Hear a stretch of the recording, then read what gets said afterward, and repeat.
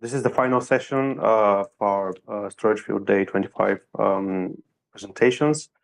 And in this session, we're going to dive into how we help IT teams do storage right.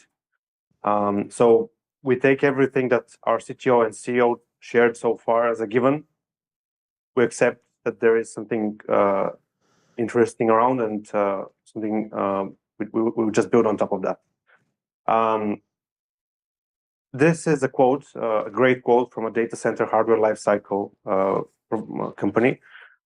They specialize in this topic, and they say hyperscalers have long proven that commodity hardware is good enough to run industrial grade workloads. The trick is in applying the software layer to get the most out of the hardware. Now, StorPool can't help with the whole software layer, obviously. Like, frankly speaking, there is no solution out there in the market that's like simple, neatly packaged, and does everything.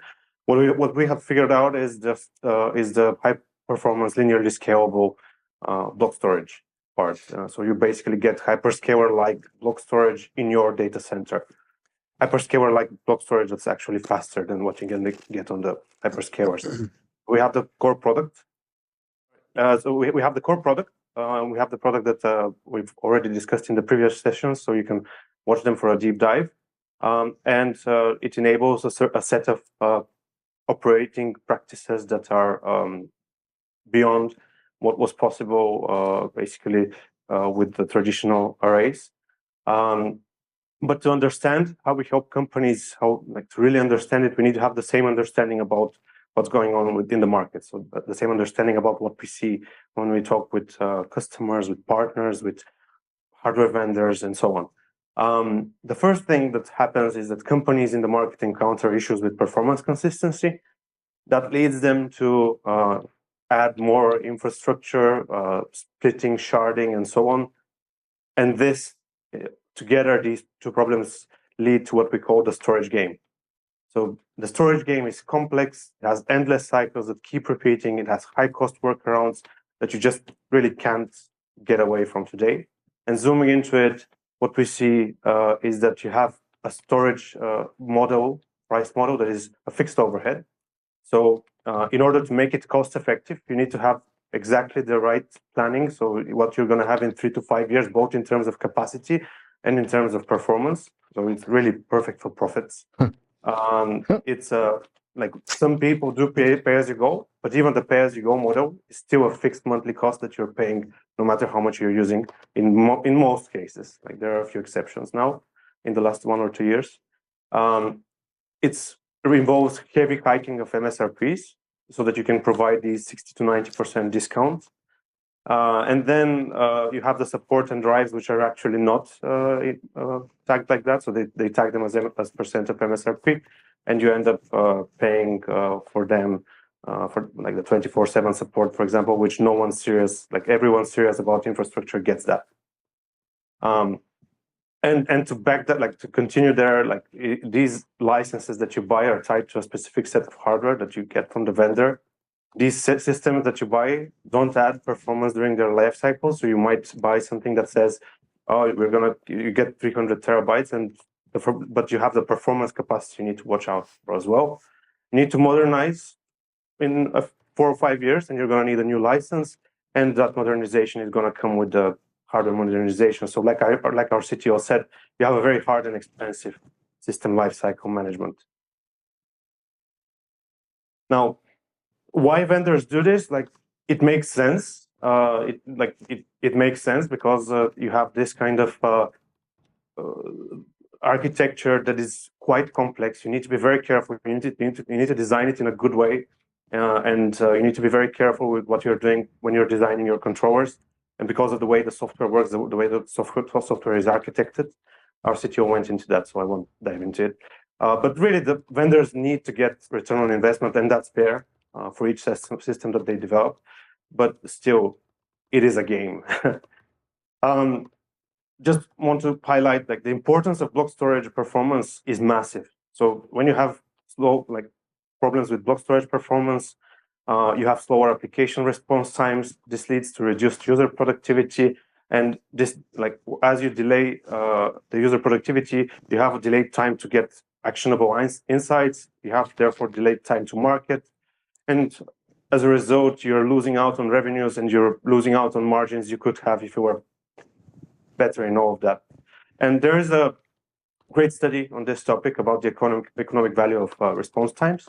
And you can actually see on this slide that productivity plummets with slow application response times. So 80% for experts, up to 95% for novices. We need to remember when this study was made in the 90s, IT was just starting out. It was just starting to penetrate our lives. So if we extrapolate to today's reality, probably it's much more, but a simple extrapolation is if you go up to 100 users, you're losing out something like 300,000 per month. 3,000 users, you're losing like 9 million per month, just because of the uptime, the app response times. And turning that around, if you have faster response times at scale, especially, you're going to have more productivity, and that's going to lead to more savings in terms of money, but also it's going to lead to faster time to market and therefore more revenue and better profits for your company. Now, the culprits, I think all of us today know, but for the benefit of people watching, storage systems, you get them over 50% usable capacity. Many of them start to have difficulties with maintaining performance consistency. Similarly, when you have storage drive failures, and especially large drive failures, RAID 5, RAID 6, they're not the best technologies in terms of rebuilding these kinds of situations. You have to do data migrations between data silos all the time, like our CTO mentioned before.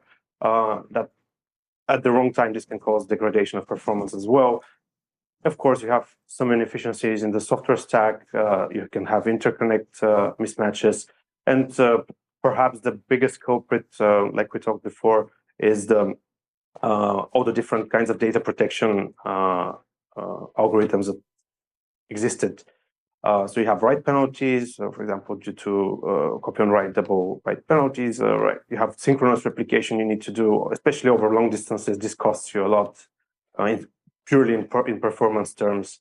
You have to do like cleanup processes that again eat into the performance of the storage system.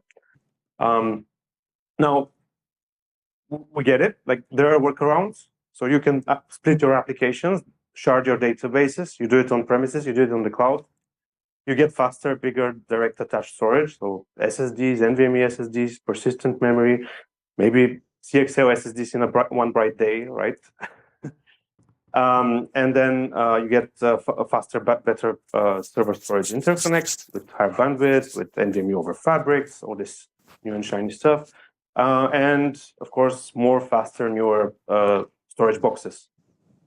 You live in a world of storage boxes, which is amazing in 2023. All of these together, like they're great at a small scale, but at the customers we work with, when you get to large scale, it gets difficult. Like it leads to infrastructure sprawls. You need to buy more storage, you need to buy more servers, you have more software licenses, more networking, more racks. All of this costs money. You need to sharding applications is great up to a point, but each application shard, each database shard requires a separate I/O. So you end up with a lot of orphan storage, a lot of siloed storage, and you need to keep syncing back and forth to make sure everything is running.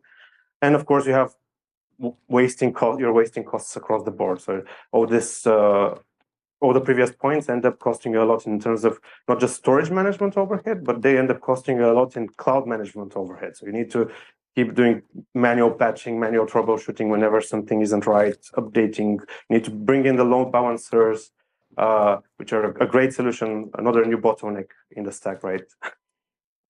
And the end result, like our CEO showed in his introduction in the introductory presentation, you end up with a 2 times to 3 times more expensive infrastructure TCO with the discounts. So after the 80% discounts, and yeah, they work.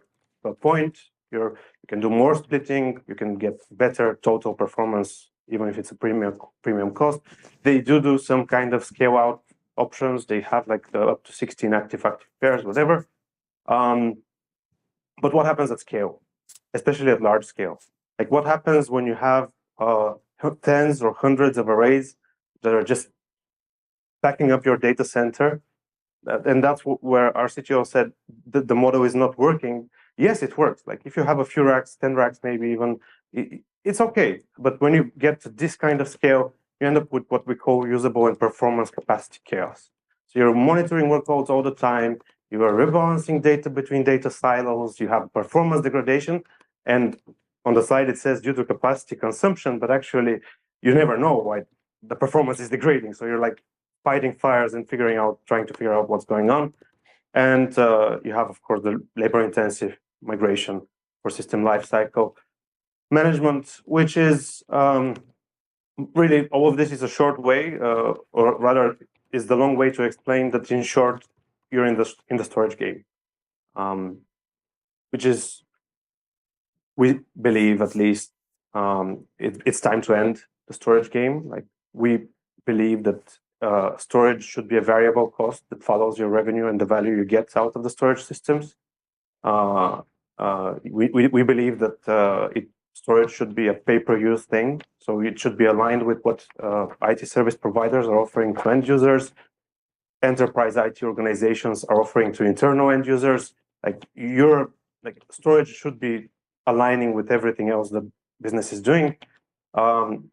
We believe that there should be no cost surprises, no pricing fugazis. Like we simply have a pricing model, and yes, some people want more and more discounts, but yeah, they can go and get 90% discounts from. And as we saw, the result is as it is. And of course, we include the 24/7 support out of the box with the StorPool license. All of this, like the most important point is that you have an easy, non-disruptive system lifecycle management. So you have these cheap, read-intensive storage drives. Basically, we get the most standard stuff you can get on the market. All the performance numbers we showed are like on the cheapest, smallest, normal, read-intensive storage drives. Of course, data center grade. So 1 drive write per day, power loss protection, and so on. Adding drives or servers scale the capacity, so it's easy to end the performance, so it's easy to maintain the system long term. It's easy to modernize, and of course, it's easy to add new generation of the hardware. Like why? Well, it's really simple. We just wanted to do storage right. We didn't know how hard it will be. Like the founders definitely didn't realize 11 years ago how hard it will be to do storage right, but 11 years in, with all the commitment and grit, it's becoming a reality. And of course, all of this is only possible because of what our CTO shared. We have consistent performance even under massively parallel I/O, and it's very easy to consolidate with less infrastructure. Now, all this is like an intro, because to give context to the case study that we're just going to take a look at, it's the talk before. Running workloads for many known brands that we can name, and some that we can name, some that we cannot. But we want to focus today on Atos. And Atos, as you can see, is an $11 billion per year revenue, 100,000 employees, 200 locations globally. So it's a massive company. So, and we're going to look into their story. Really, it's the story actually of Henk Veersema, who is the product manager and architect, one of the product managers and architects at Atos. And he came to us in 2019, and here's his story. He launched together for Atos, like he was the manager who launched the Atos Virtual Oracle Computing Hotel in 2013, and he had a few goals. So he needed to provide flexibility, low total cost of ownership, and a way to decrease Oracle licensing for his end customers. Like end customers like banks, insurance companies, hospitals, all in the Netherlands. So the service is local to the Netherlands. And Henk's goals really basically crashed into the storage game. Everything we talked about so far was part of his life. He got to a point, but he had these quite significant challenges, basically to maintain the service quality, optimize prices, while aligning the storage pricing with customers' pay-per-use model that Atos offered to end users in the Netherlands, remove the maintenance windows for hardware and software changes, stay competitive by continuously modernizing with new components as new server generations come in, optimize the lifecycle and cost management. And the funny thing is that StorPool had a solution for everything. Like we've talked about this before, so I won't go into the details of each of these. But we created a new problem. Like StorPool storage is a great solution built by a great team, and yet always our customers have to address the why StorPool question. Like why software? We've seen software, and software is. Yeah, people have a view of how storage software is. He had to push through basically a new mindset for running the Atos VLC hotel. And given that we believe that the design, like the whole system life cycle needs to start with the design, the right design. So we helped him with that. Like he pushed through a lot. Like he pushed through a new way of thinking about data center designs, a new way of thinking about the always online operating model, a way of working during normal, like a new way of working, which is it should be the normal way of working, but it's not. Like no more working at 2 a.m., no more weekend work. The new principles for deploying, managing, monitoring his storage, and the backend billing model, and the new ways to track the service profit and loss, because it's different from what the organization knew. A new way of thinking about the modernization, a new way of working with a solution provider. So we're more like a primary storage partner, and the Atos team simply gets to create and manage volumes. Like they don't need to worry and have hassle and toil away on storage. Now, like I can't highlight it enough, but he pushed it through. Like we helped him. We helped with all the parts that needed to happen, all the documents that needed to be created. But the funny part is that like there was one final like hurdle when the first update had to happen, and you know this, like the usual order of operations. You let all your customers know that an update is coming. You plan down the maintenance downtime for the workloads, just in case. Like you plan this for a Saturday. Like you have all your people on deck, just in case, and they're always ready to fix everything in case things go wrong. And if things go really wrong, they are ready to roll back everything before Monday, because right, that's the way you work. So we were like, okay, Atos team, okay, Atos VLC hotel team, we're gonna schedule the update late in the day for you. And we were like, okay, on Wednesday at 6 p.m.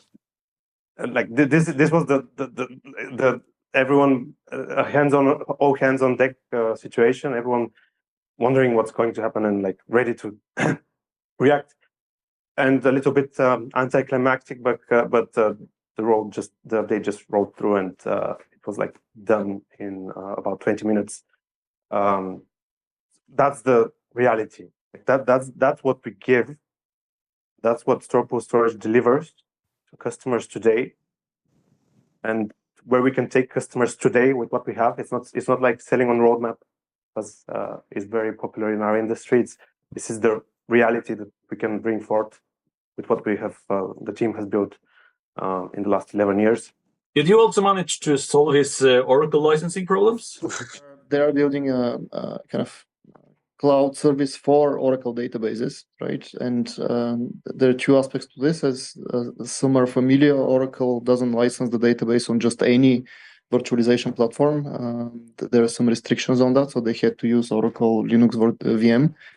And the second interesting part of that is kind of in the Oracle ecosystem, storage performance is kind of fairly well understood. The fact that if you have a really, really fast storage system, you will pay less for Oracle licenses because the database runs faster. Right? We have basically organizations have two choices, at least in StorPool's view, and many of our customers agree. Like you can keep wasting infrastructure, keep wasting time, keep having unhappy people working at 2 a.m. in the morning, working on weekends, not seeing their children, can waste resources and money. That's fine, and it works to a point. But StorPool is here to essentially help exit the game and just do storage right.